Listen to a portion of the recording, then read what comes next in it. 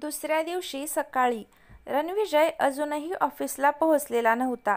अवनी तिच्या डेस्कवर बसून फक्त रणविजयचाच विचार करत होती. हाय ब्युटिफुल, ही तुझ्यासाठी गिफ्ट आहे.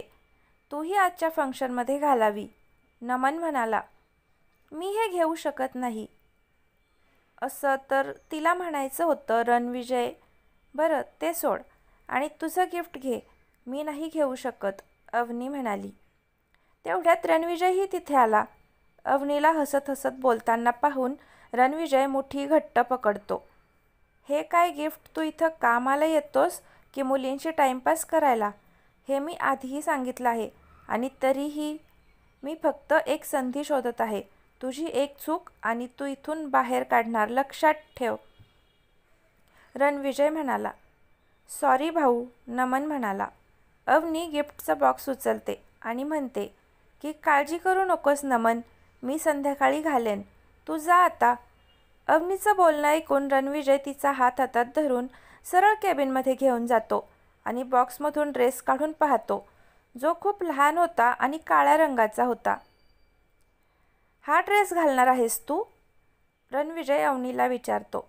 अवनीलाही तो ड्रेस पाहून आश्चर्य वाटलं, कारण ती असा ड्रेस कधीच घालत नव्हती, जो पूर्णपणे बॅक नसलेला होता.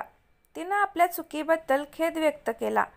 रणविजय ड्रॉवरमधून कात्री काढतो आणि अवनीसमोर ड्रेस कापतो आणि नमनला केबिनमध्ये बोलावतो आणि फेकून त्याच्या तोंडावर मारतो. अवनीने पार्टीला असे कपडे घालून यावं असं तुला वाटतं, ज्यात ती परफेक्ट दिसते? नमन म्हणाला. पार्टनर, तिनं काहीही घातलं तरी तुला काय फरक पडतो?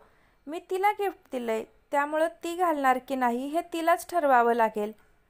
आता रणविजयच्या डोळ्यात राग स्पष्ट दिसत होता. रणविजयला बघून आता नमनला पण भीती वाटत होती. रणविजय अचानक नमनचा गाल ओढून धरतो. आजच्या नंतर माझ्या अवनीच्या आसपास जर दिसलास तर तुला मी जिवंत मारेन. अवनी रणविजयला नमनपासून दूर ढकलते आणि रणविजयच्या कानाखाली आवाज काढते. नमन अवनीकडे बघत राहतो. तू वेडा झाला आहेस का, जनावर कुठला? जर त्यानं मला गिफ्ट दिलं असेल तर तुला अडवण्याचा किंवा त्याचा जीव घेण्याचा अधिकार नाही. आणि मी हे आधीही सांगितलं आहे, मी तुझी नाही, तुला समजलं का? रणविजय खूप रागावला होता आणि अवनीकडं पाहत तो गेट आऊट आणि मला तुझा चेहरा दाखवू नकोस अवनी कपूर. रणविजयच्या डोळ्यात ओलावा होता आणि हा ओलावा अवनीनं त्याच्यावर हात उगारल्यामुळे नव्हता. तो ओलावा अवनीला त्याचं प्रेम समजत नसल्यामुळे आणि त्याच्याशी असं वागल्यामुळे. अवनी रणविजयकडे न बघता नमनला घेऊन तिथून निघून जाते. रणविजय रागानं भिंतीला बुक्की मारतो, मग टेबलवर पडलेल्या सर्व वस्तू फेकून देतो. त्याची आलिशान केबिन पूर्णपणे उद्ध्वस्त करतो आणि नंतर ऑफिसमधून त्याच्या पर्सनल लिफ्टमधून कुठेतरी निघून जातो. काही वेळानं वीर अवनीसोबत केबिनमध्ये येतो. केबिनची अवस्था पाहून तो घाबरतो. केबिनची ही अवस्था केवळ तिच्यामुळेच झाल्याचं अवनीला समजतं. वीर म्हणाला. हे सर अशा स्थितीत केबिनमधून निघून गेले आहेत, पण मी फोन करत आहे, फोन बंद येत आहे. अवनी, मला खूप भीती वाटत आहे. सर कुठे गेलेत माहीत नाही. फोन पण बंद आहे. काळजी करू नको, तुझे सर येतील. बरं, त्यांना फक्त रागावण्याची सवय आहे, अवनी म्हणते. अवनी, तुला माहीत नाही, सर असं एकटं जाणं त्यांच्यासाठी सेफ नाही आहे.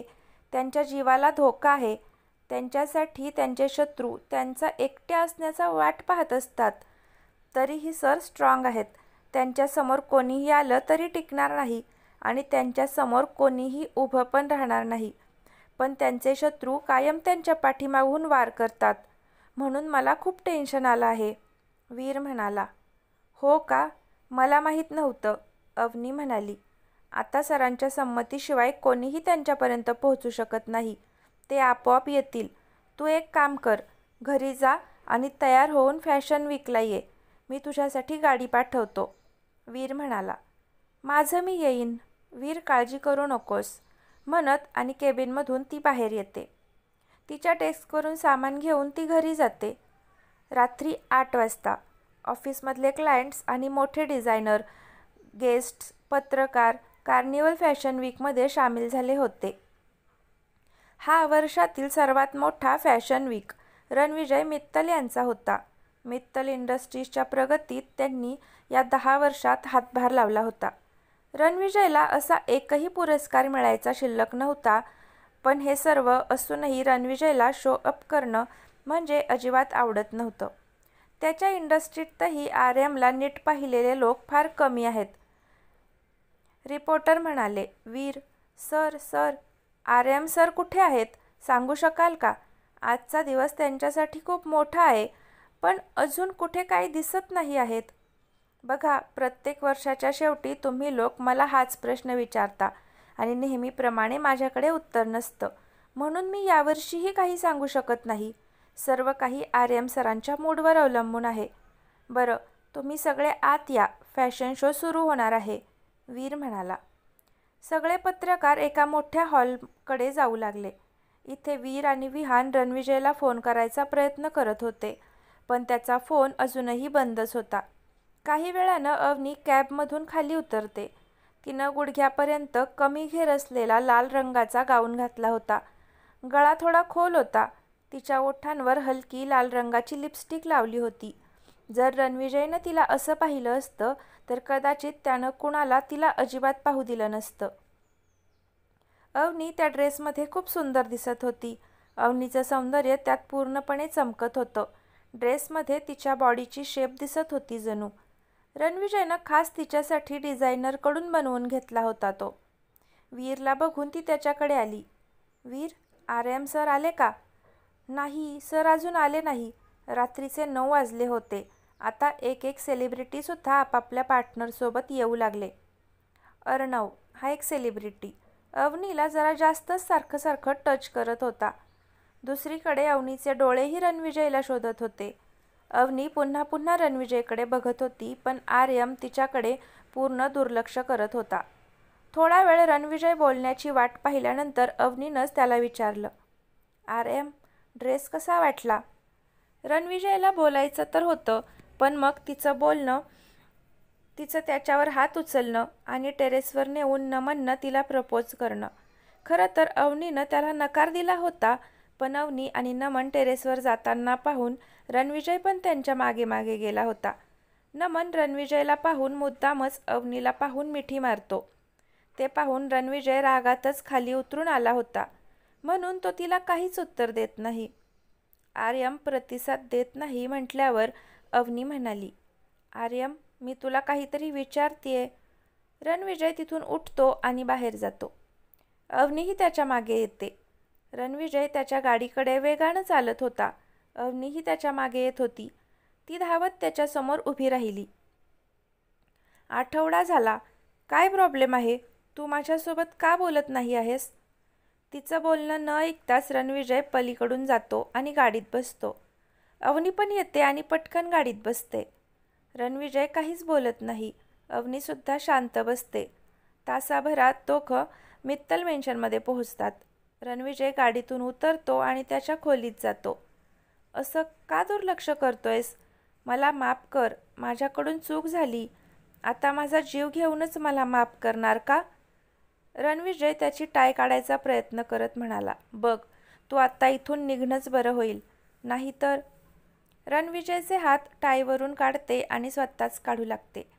नाहीतर काय करशील? तू मला ऑफिसमधून हकलून देणार का? की तुझ्या आयुष्यातून? रणविजय तिच्याकडे रागानं पाहत होता आणि अवनीकडून काही क्षणापूर्वी टेरेसवर काय झालं ते ऐकण्याची तो वाट पाहत होता. हे बघ, तुझी टाय उघडली आहे आणि सॉरी, मी त्याच्यासोबत इतका वेळ घालवायला नको होतं.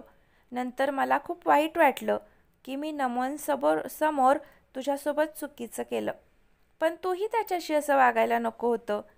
नमनची बाजू घेत असताना अवनीला असं बोलताना पाहून रणविजयचा राग खूप वाढला होता, पण तरी तो स्वतःवर नियंत्रण ठेवत होता. आत्तापासून मी वचन देते की मी नमनशी बोलणार नाही, ना त्याच्याकडून भेटवस्तू घेणार आहे, ना मी त्याची बाजू तुझ्यासमोर घेणार आहे. मी त्याच्यापासून दूर राहीन. तू बरोबर होतास जेव्हा तू मला म्हणालास की तो अजिबात चांगला नाही आहे, मैत्रीच्या लायक नाही. तुला माहीत आहे, तो मला त्याच्यासोबत राहण्याची आणि त्याची मैत्रीण बनण्याची ऑफर देत होता, पण मी त्याला नकार दिला. काय म्हणालीस? रणविजयनं विचारलं. मी त्याला नकार दिला. नमन मला फक्त अशी मुलगी समजून त्यानं मला त्याच्यासोबत झोपण्याची ऑफरही दिली. मी नकार दिला. हे ऐकून रणविजयनं तिला मिठी मारली. तू खरं बोलत आहेस अवनी? तो तिला विचारतो. तुला काही शंका आहे का? अवनी म्हणाली. रणविजय म्हणाला, नाही. अवनी तिच्या मनात म्हणत होती की रणविजय, मी हे सगळं करतेय कारण तू माझ्यावर रागावला आहेस आणि मला वाईट वाटतंय. असं नाही. ही माझी पहिली पायरी आहे. तुला अजून पुढे घेऊन जायचं आहे. तसंच माझ्यामुळे तू तुझ्या घरच्यांपासून दूर जाशील. आजचा पुरस्कार सोडला तरी तुझी बदनामी झाली नाही. तू माझ्या मागे इतका वेडा आहेस, त्यामुळे आता मी फायदा घेईन. रणविजय तिला स्वतःपासून दूर करतो आणि तिला सोफ्यावर बसवतो. तू जेवली आहेस? अवनीनं डोकं हलवलं. नाही मध्ये म्हणते. रणविजय मोलकरणीकडे जेवण मागतो आणि अवनीसोबत जेवण झाल्यावर तिला सोडायला जातो. तिला घरी सोडल्यानंतर तो थेट कार्निवल फॅशन वीकमध्ये जातो आणि तिथं थोडा वेळ थांबून तो परत त्याच्या घरी येतो. काजल, तुला माहीत आहे उद्याच्या वर्तमानपत्राच्या मेन हेडलाईन काय असतील? काजल म्हणते. काय? आर्यम इंडस्ट्रीजच्या प्रेसिडेंटने नवीन मॅगझिन हेडचा अपमान केला. रणविजयसोबत तिला काय करायचं आहे ह्याची अजूनही अवनीला कल्पना नव्हती. रणविजयला त्यातलं काही सत्य आधीच माहीत होतं. उद्या सकाळी अवनीला कळेल की सर्व काही मुद्दामून केलं होतं. पुरस्कार स्वीकारण्यासाठी रणविजय वेळेवर पोहोचला होता, कारण अवनीला घरी सोडल्यानंतर रणविजय थेट तिकडेच गेला होता हे अवनीला माहीत नव्हतं. आज मी जे आयुष्य जगत आहे ते त्याच्यामुळंच. लवकरच माझ्यामुळे तो पण असाच जगणार. त्या आर्यम इंडस्ट्रीज आणि त्याच्या कुटुंबामुळे मी आणि माझ्या कुटुंबानं खूप वाईट दिवस पाहिले आहेत, पण आता त्यांची पाळी आहे. काजल तिला म्हणते. काळजी करू नकोस. बघ, तुला जे हवं आहे त्यातून तू नक्कीच यशस्वी होशील. तुझा बदला घेण्यात नक्कीच यशस्वी होशील.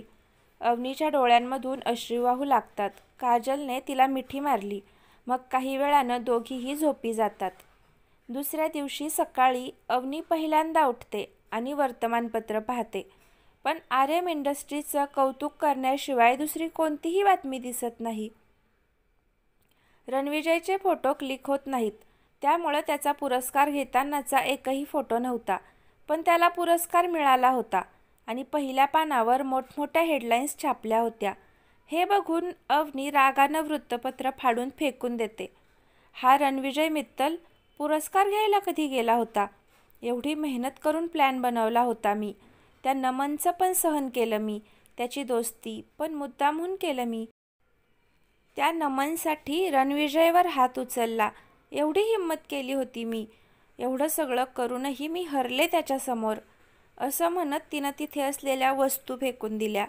यावेळी ही एक मोठी संधी होती तुझी इमेज कमी करण्याची. प्रयत्न केला होता. यावेळी तुझा बचाव झाला, पण भविष्यात तू वाचणार नाहीस रणविजय मित्तल, कारण आता तुझा विनाश जवळ आला आहे. काजल कॉफी घेऊन आली. काळजी करू नकोस अवनी. यावेळी तो वाचला, पण माझा तुझ्यावर पूर्ण विश्वास आहे. भविष्यात तो तुझ्यापासून सुटू शकणार नाही, कारण तू चुकत नाहीस. त्यानं आणि त्याच्या घरच्यांनी जे काही केलं आहे त्याची शिक्षा मी आज नाही तर उद्या देईन. त्याच्यामुळे मला माझं नाव, ओळख, घराणेशाही सोडून एका सामान्य मुलगी व्हावं लागलं. होय अवनी, मी समजू शकते तू तुझं आयुष्य खूप संकटात घालवत आहेस. बरं, आता माझ्या हातून संधी निघून गेली आहे, म्हणूनच मी आता ऑफिसला जात आहे, कारण माझा एक प्लॅन फसला तर दुसरा फसणार नाही. आज तो नक्कीच लढेल माझ्यामुळं नमनसोबत.